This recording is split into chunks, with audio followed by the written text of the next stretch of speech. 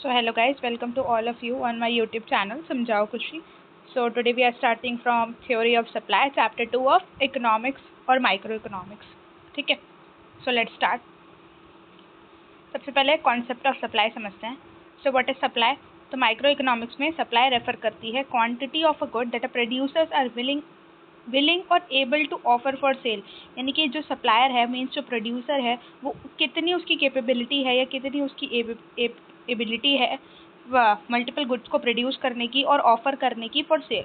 ठीक है. Now various prices हो सकते हैं over a specific period and keeping others factors. अगर हम सारे फैक्टर्स को कांस्टेंट रखें और सिर्फ प्राइस को हिलाएं डुलाएं यानी प्राइस की शिफ्टिंग करें तो उससे सप्लाई पे क्या इफेक्ट होता है, क्या वो सेलर मार्केट उसका क्या बिहेवियर इफेक्ट करता है सेलर के मार्केट पे, वो हमारी सप्लाई थ्योरी बताती है. Okay, so this is supply theory.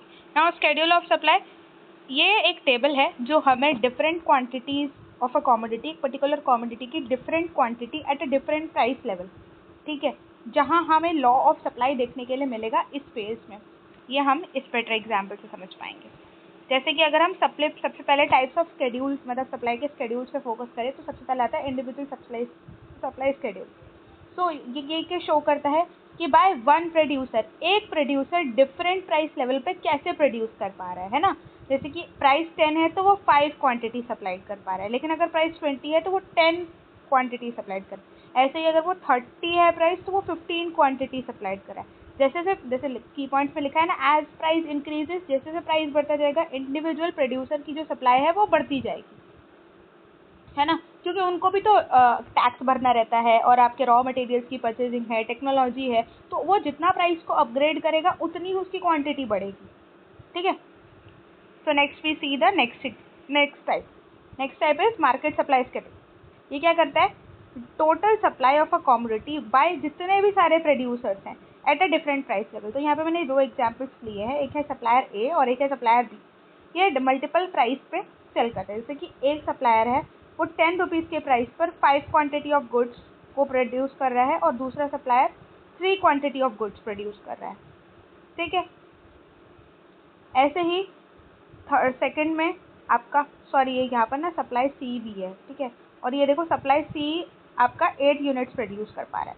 ऐसे ही 10 प्राइस पे 10 ये प्रोड्यूस कर रहा है सप्लायर ए, फिर सप्लायर बी 7 प्रोड्यूस कर रहा है and then supplier C 17 produce कर रहा है. इससे हमें क्या पता चलता है, बेसिकली हमें ये पता चलता है कि जो टेक्नोलॉजी है और जो रॉ मटेरियल की कॉस्ट और जो फैक्टर इनपुट है वो आपको किस तरीके से इफेक्ट करती है प्रोडक्शन में, उसी के बेस पे डिपेंड करता है कि सेलर या प्रोड्यूसर कितना प्रोड्यूस कर पाएगा.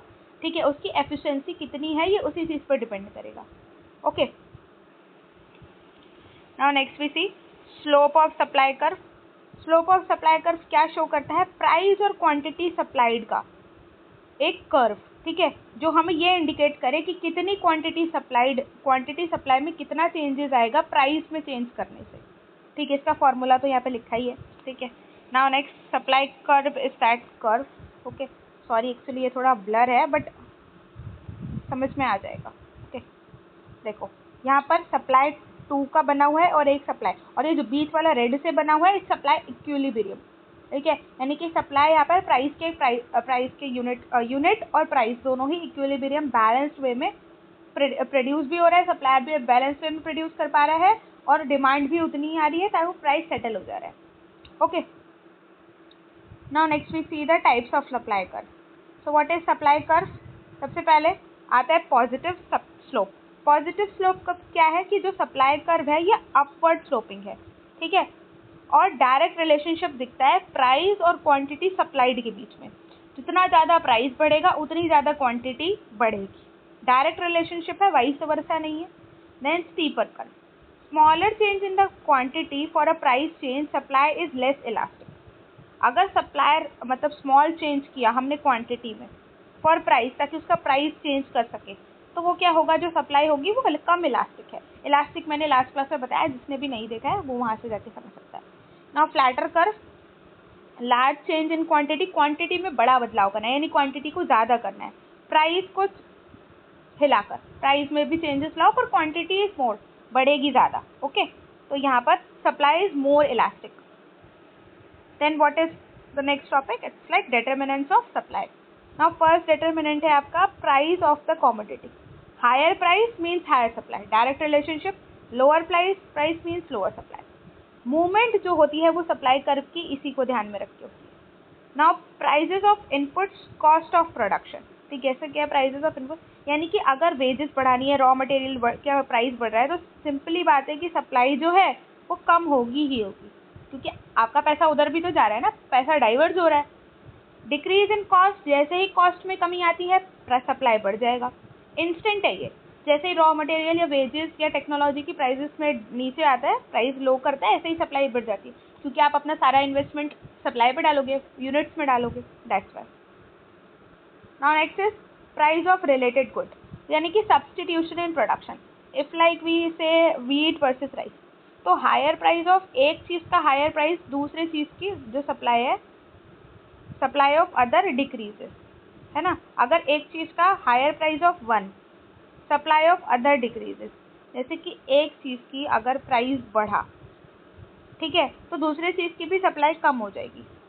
और ऐसे ही अगर जॉइंट प्रोडक्ट्स देखें, जैसे कि मिल्क और butter, if we don't produce milk then how can we produce butter, है ना. तो इससे क्या होगा कि अगर एक में इंक्रीज है तो आपको दोनों में, दूसरे में भी इंक्रीज देखने के लिए मिलेगा. ठीक है. रिलेटेड गुड्स की बात हो रही है, मैंने ये नहीं बोला कि आप वो क्या बोलते हैं कॉम्प्लीमेंट्री गुड्स की बात मैंने नहीं की है, रिलेटेड गुड्स की बात की है. Now what is technology. Better technology efficient production को सपोर्ट करेगा, और एफिशिएंट प्रोडक्शन सप्लाई इंक्रीज करने में हेल्प करता है. ठीक है. The more numbers of units can be produced by the producer. Okay. Now next is government policy. If we think like अगर टैक्सेस बढ़ेंगे तो कॉस्ट बढ़ेगी किसी भी एक पर्टिकुलर यूनिट की, उसकी प्रोडक्शन की कॉस्ट बढ़ रही है, और जब भी किसी भी प्रोडक्ट की प्रोडक्शन कॉस्ट बढ़ती है उसकी सप्लाई नीचे जाती है. ठीक है. उसके यूनिट्स, नंबर ऑफ यूनिट्स जो होते हैं वो कम प्रोड्यूस होते हैं.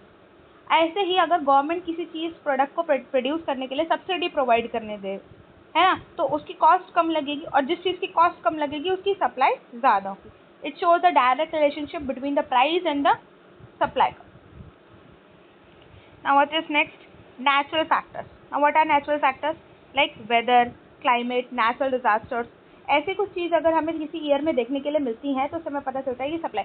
हम आज तक सुनते हैं कि अगर ज़्यादा बारिश हो गई, गेहूँ खराब हो गया, चावल खराब हो गया, तो ऑटोमेटिकली मार्केट में उसका प्राइस बढ़ जाता है, क्योंकि वो उसकी सप्लाई कम है और डिमांड उतनी है.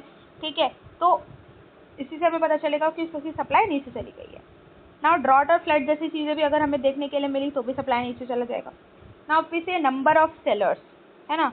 मोर नंबर ऑफ फर्म्स हैं तो मार्केट सप्लाई हमेशा ज़्यादा होगा. ज़्यादा लोग प्रोड्यूस करने वाले हैं एक ही गुड, तो ऑब्वियस बात है. जैसे कि पहले सिर्फ अमूल दूध प्रोड्यूस करता था, पर अभी तो कितने सारे क्या बोलते हैं फर्म्स हैं जो कि प्रोड्यूस करते हैं मिल्क, तो मतलब उसकी सप्लाई इंक्रीज हुई है डे बाय डे. इसीलिए इंडिया मिल्क का नंबर 1 प्रोड्यूसर है.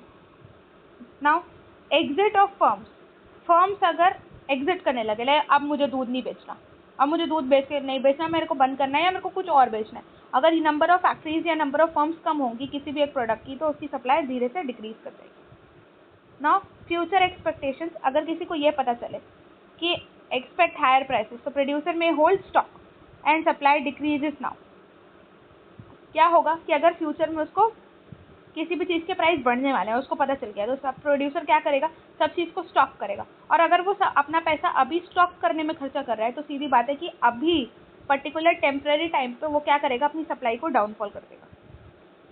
और ऐसे ही अगर उसको पता है कि किसी चीज़ के फॉल करने वाले प्राइस, यानी कि मानो कि टेक्नोलॉजी में, या फिर अगर वो कुछ और भी मशीन्स को यूज़ करते हैं, उनकी डिमांड में क्या होने वाला है, या किसी भी रॉ मटेरियल की जो कॉस्ट है वो नीचे जाने वाली, तो वो क्या करेगा, मोर प्रोडक्शन करेगा.